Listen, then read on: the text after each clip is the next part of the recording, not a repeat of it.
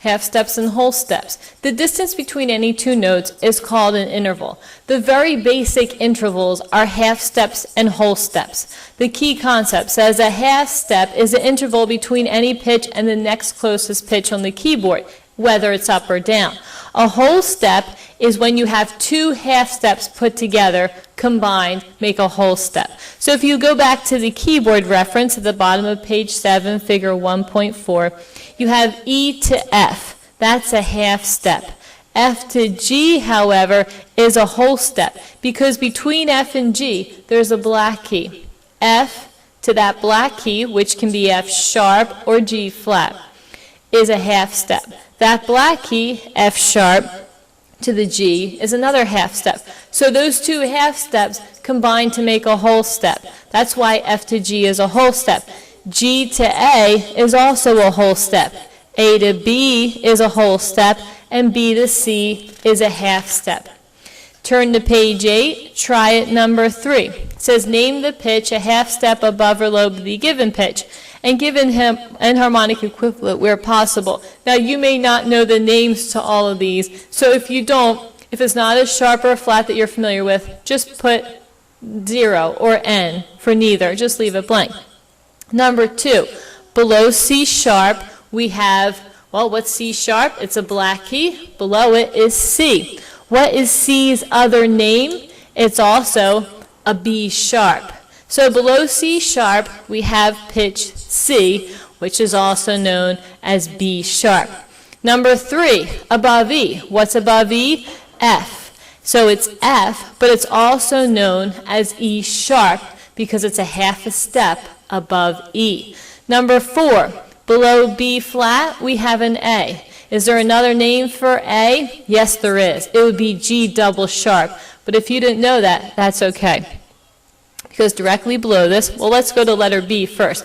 Identify the distance between the two notes by writing W for whole step, H for half step, or M for neither. Number 1, F sharp to E. Well, F sharp, half step down is F, and then F, half a step down to E. So you got 2 half steps. That's a whole step. Number 2, C sharp to D. That's one pitch directly to another. That's a half step. Number 3, B flat to A flat. What do you have here? B flat down to A is a half step. A down to A flat is another half step. You have a whole step. Now, when I was talking about the G double sharp, there are double flats and sharp. A double sharp raises any pitch by 2 half steps. A double flat lowers a pitch by 2 half steps. So if you're on G and you say, I want a G double sharp, that just means go up 2 half steps. A sharp simply means go up 1 half step. A flat means go down 1 half step. So if you're on G and you're asked to find G double sharp, you go up 2 half steps. G up to G sharp is 1 half step, and then G sharp up to A is another half step. So A is G's double sharp. Reading pitches from a score. Under staff notation, we have 5 lines and 4 spaces, and the pitches are put on these spaces or lines respectively. We also have treble clef and bass clef, and the use of those clefs tells you the names of the pitches. With a treble clef, also known as a G clef, if you look at the bottom of page 9 into the top of page 10, you see that it's middle C, where it's positioned on the staff, D, E being on the first line, F being on the first space, and everything else so on. You notice how the letter G is on the second line from the bottom, and it's where on the G clef that ending little circle-ish thing comes wrapping around that line. That's why it's called the G clef. We also use ledger lines, as you notice with the last pitch on that treble clef staff. If you look at the key concept at the bottom of page 10, it says that we have note heads. And whenever we put a staff on a note head, it goes to the left if it's going down. It goes to the right if it's going up. Page 11, you have try it number 4, write the letter names in the blanks below. And obviously you can do that one. Bass clef, bottom of page 11. It tells you also known as the F clef, and it shows you why. Top of page 12, where that clef starts, that little circle, it begins on the F line, hence it's called sometimes the F clef. Try it number 5, gives you an opportunity to test out your knowledge of bass clef lines and spaces. There are also additional clefs besides the traditional treble and bass. A C clef is a movable clef, top of page 13 here. It may appear in different positions on the staff to identify any one of the 5 lines as middle C. So if you go down to example 1.7, you can see how there's a soprano clef. And if you notice where that little middle indentation is, that's middle C. On a treble clef, the middle C would be our E line. But in this case, it's middle C. If you look at the mezzo-soprano clef, the indentation is on what we would call, in treble clef, the G line.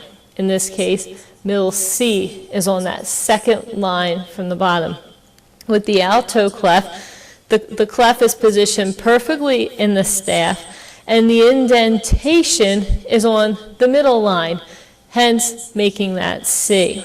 Tenor clef, it's been moved up to the next line, and then baritone and so on. Number 6, for try it number 6, you can try out your newfound knowledge of the different clefs. Now you may be wondering why we have so many different clefs. Well, if you go to page 14, the first paragraph will tell you that musicians read from different clefs because sometimes that's where their notes fall in the register. For instance, a flute and violin generally use treble clef because almost all their pitches are found in treble clef. You're not going to see music for the violin or the flute written in bass clef. Those pitches don't necessarily exist, and the few that do exist within bass clef can be written in treble with ledger lines. Violas use the alto clef because their range fits better in there. Some instruments use more than one clef. Naming registers. Sometimes you want to name a note and you don't want to say, oh, that's 2 C's above middle C. Well, middle C actually has a name. It's called C4 because it's the 4th C up from the bottom of the piano. The C above middle C, an octave above, is called C5, and everything above that is in the 5th register. So for instance, let's go to middle C, that's C4. The G directly above middle C would be called G4. So if I were to say to you, I want you to play a G4, you wouldn't say to me, which G are you talking about? You know exactly what I'm talking about. It's the G above middle C. Ledger lines, if we have pitches going off the staff, which there are many that do, you can write an octave sign, or you can just make ledger lines. And if you look at example 1.9 on page 15, you see how there's ledger lines. On treble clef, the A, that first note there in the treble clef in the middle of the bar line there, middle of the staff, there's an A and it has a line above it and then the A with a line. That's called a ledger line. You then go up to a B, there's a ledger line, and then the note head B. Middle C is a note head with a ledger line through the middle of it. Ledger lines can take you off the staff or down below the staff. On page 16, you have an opportunity to try this out. Page 17, you can see the octave sign, and 8V, the ottava sign, that will take you an octave above. So if you see this sign, 8VA, that means to play that specific note an octave above. If you see 8VB, you play an octave below. Try it number 7, gives you an opportunity to try your new knowledge.